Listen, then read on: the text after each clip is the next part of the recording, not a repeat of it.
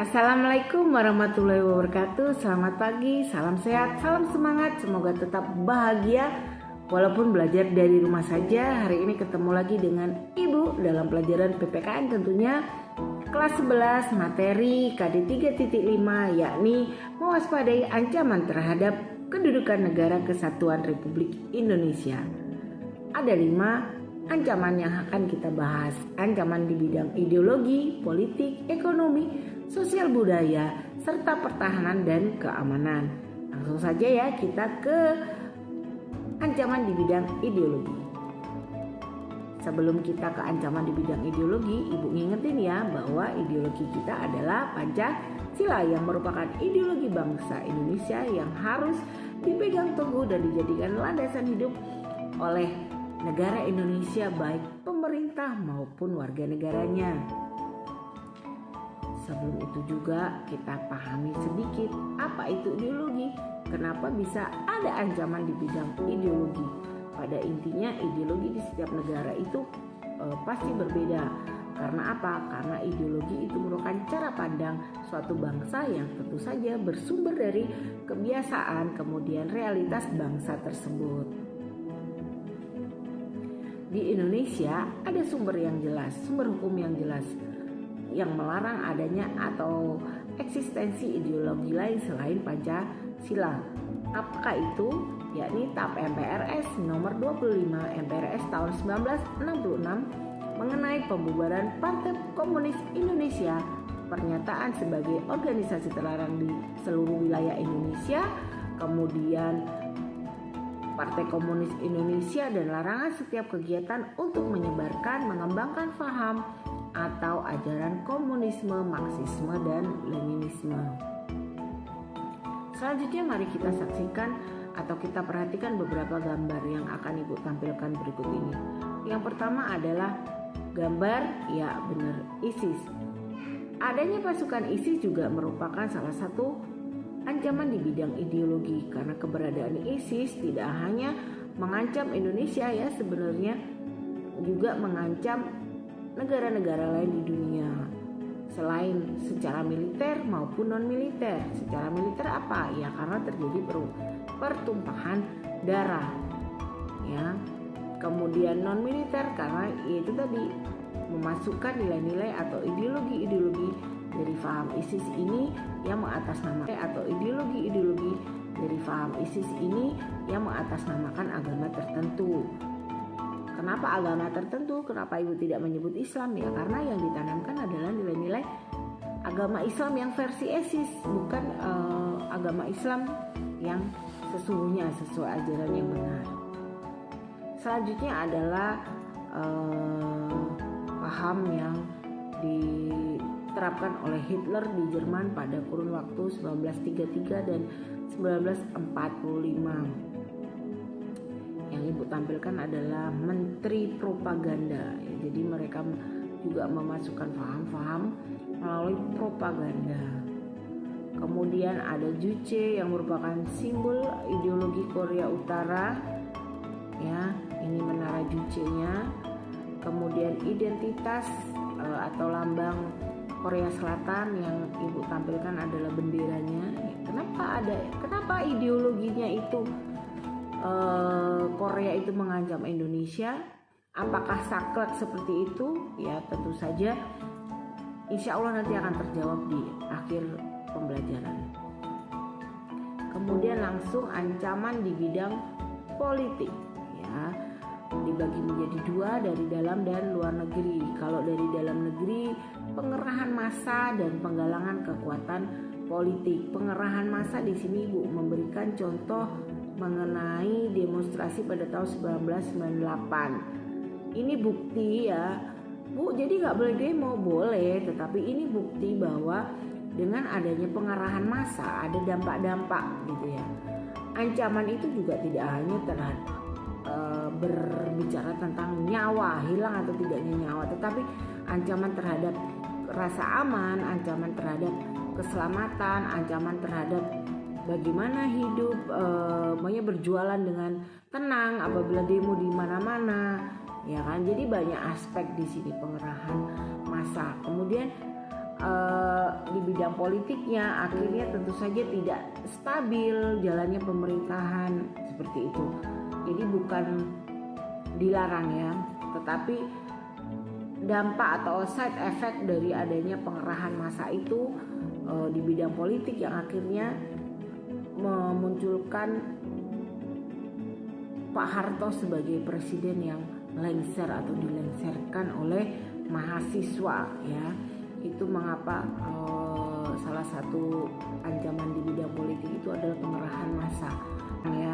Tetapi dampak atau side effect dari adanya pengerahan massa itu di bidang politik yang akhirnya memunculkan Pak Harto sebagai presiden yang lengser atau dilengserkan oleh mahasiswa ya. Itu mengapa salah satu ancaman di bidang politik itu adalah pengerahan massa. Kemudian penggalangan kekuatan politik, di sini Ibu tampilkan partai-partai yang ada di Indonesia. Yang ingin Ibu tonjolkan adalah partai yang ingin Ibu tonjolkan adalah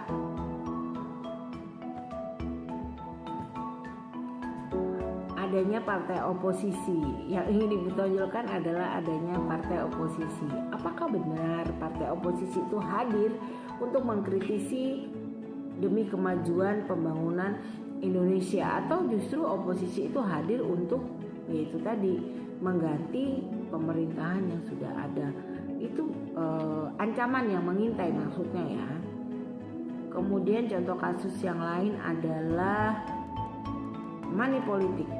Ya, money politik tentu saja itu dampak dari proses pemilu kita secara langsung, di mana melibatkan masyarakat sebagai pemilih.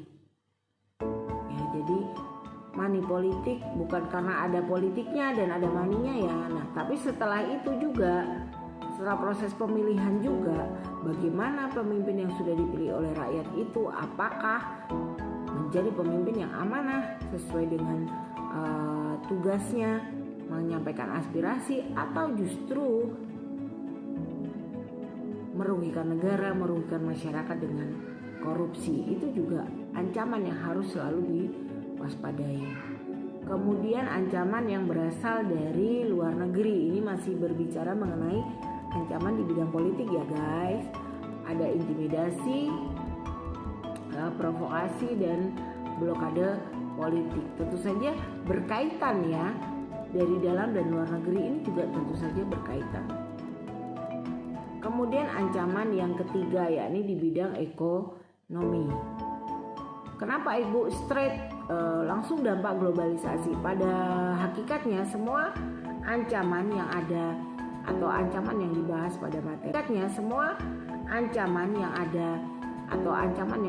pada materi, ini adalah merupakan side effect atau dampak negatif adanya globalisasi. Tetapi Ibu harap kita juga melihat dua mata sisi ya, dampak positif dan negatif. Jadi jangan kita put the blame on yang namanya globalisasi ya. Membludaknya barang luar negeri, pasar dikuasain asing, persaingan bebas, berkurangnya subsidi sektor ekonomi rakyat, yaitu karena tadi harus bersaing dengan sektor dari luar, persaingan bebas dan lain-lain. Kenapa Ibu terus dan lain-lain? Ibu berharap kalian memberikan sumbangan pemikiran, kira-kira apakah semua yang disebabkan oleh globalisasi itu always negatif gitu ya, atau ada yang lain? Ataupun ada yang negatif pun, apakah tidak dari globalisasi atau dari yang lain misalnya ya. Itu adalah ancaman di bidang ekonomi. Tentu saja, karena kenapa Ibu sebut dampak globalisasi ya, karena kan globalisasi itu cakupannya luas. Globalisasi ekonomi, globalisasi di situ ada globalisasi iptek ya, itu yang seiring sejalan globalisasi dengan ilmu pengetahuan dan teknologi, itu yang seiring sejalan yang akhirnya memberikan dampak pada semua bidang. Nah, ini yang menarik yang tidak disadari tetapi ada. Ancaman di bidang sosial budaya. Dampak negatif globalisasi lagi, konsumtif, hedonisme, individualisme, westernisasi, antisosial dan lain-lain. Seperti biasa, nanti di belakang masih ada dan lain-lain. Karena apa? Karena ibu berharap kalian bisa menggali, benarkah itu semua dampak dari globalisasi atau benarkah itu dampak dari kita yang tidak kuat iman, tidak kuat mental untuk take the positive side of globalization, not only the negative side. Oke?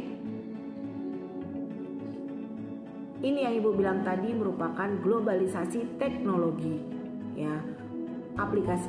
Beragam aplikasi media sosial. Kenapa ini selalu ibu sebut? Ya karena teknologi yang lain itu kita tidak secara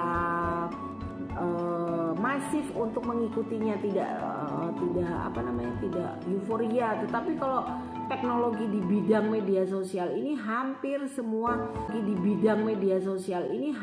semua berlomba-lomba ingin eksis melalui media sosial tersebut atau melalui platform tersebut. Ada Facebook, Instagram, Twitter, YouTube, dan TikTok.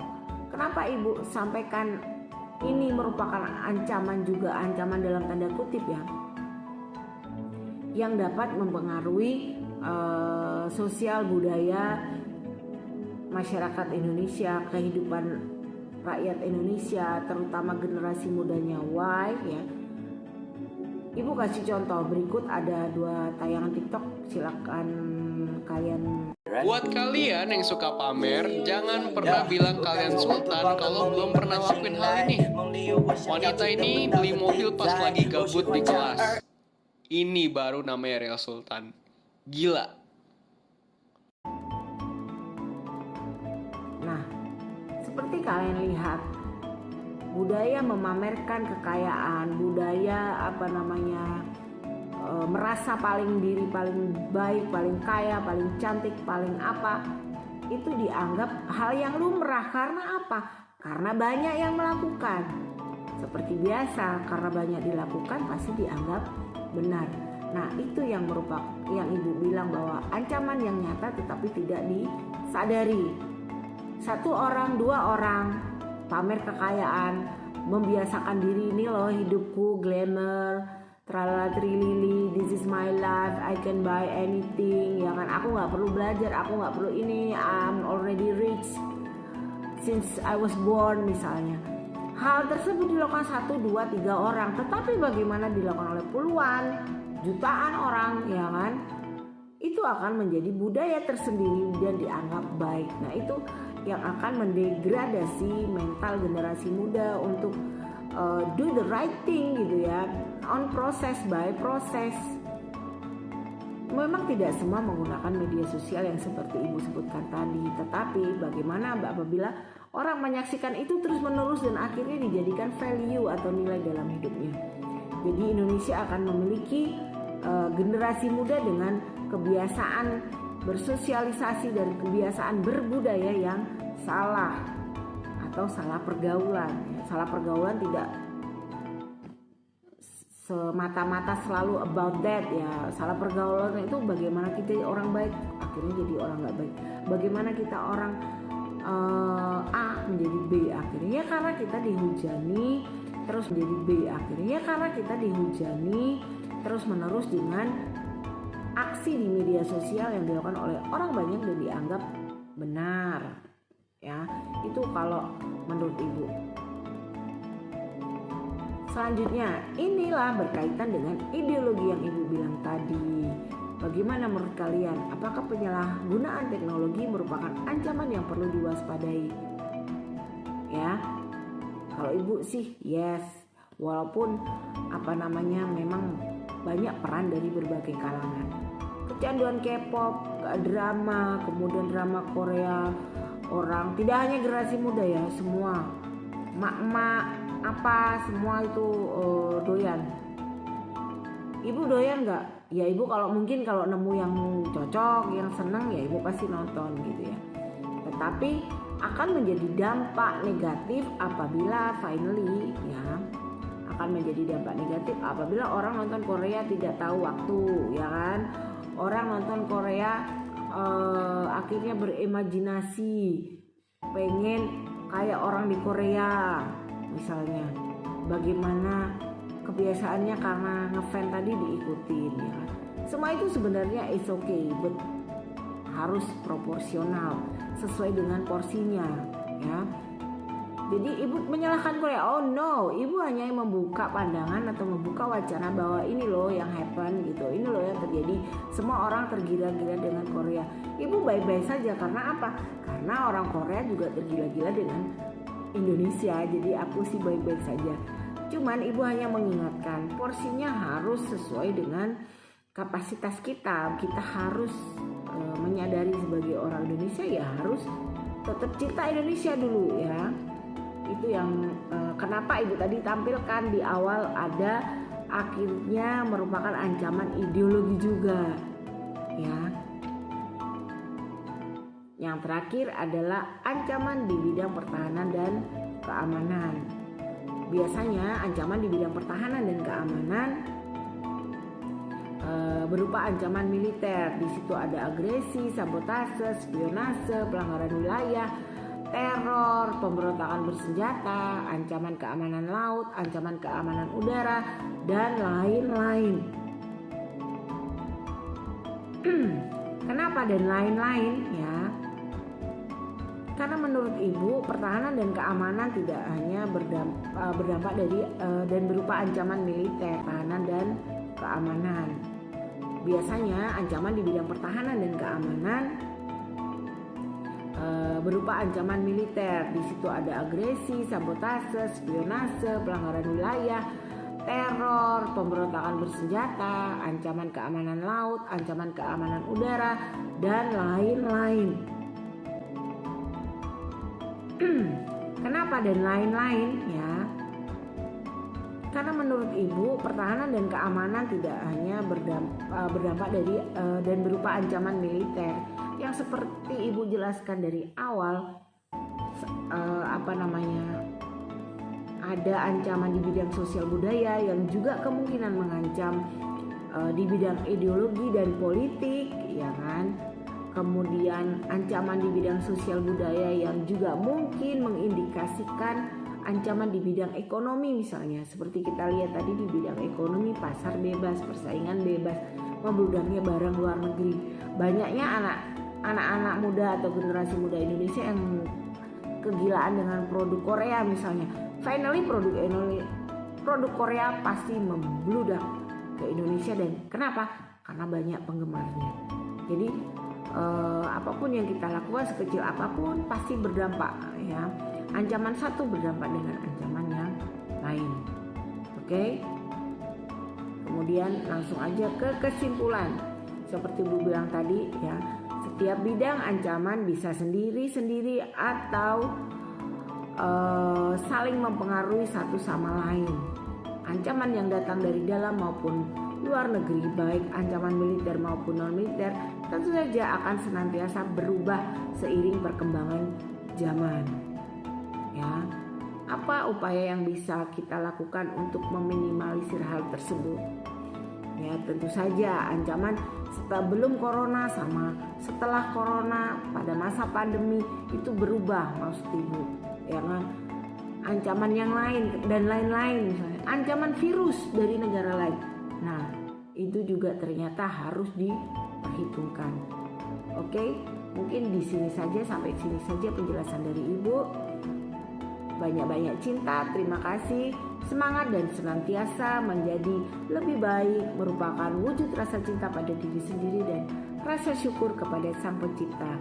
Tentu saja Tuhan Yang Maha Esa, Allah Subhanahu wa Ta'ala.